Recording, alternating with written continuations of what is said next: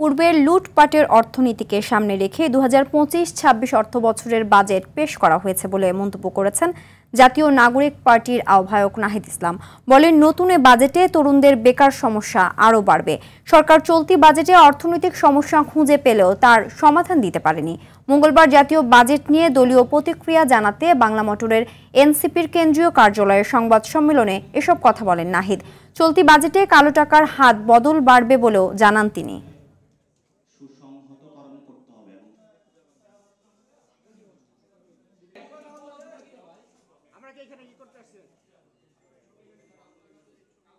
যে সকল ব্যক্তি বা প্রতিষ্ঠান কর ফাঁকি দেয় তাদেরকে করের আওতায় আনার তেমন কার্যকর পদক্ষেপ আমরা দেখিনি।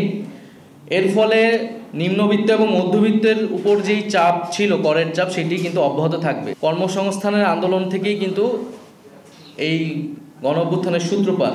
বরং ব্যাংকের উপর যে নির্ভরশীলতা সেটি অব্যাহত রয়েছে, আগের আমলের মতোই সেই ধারাবাহিকতা রয়েছে।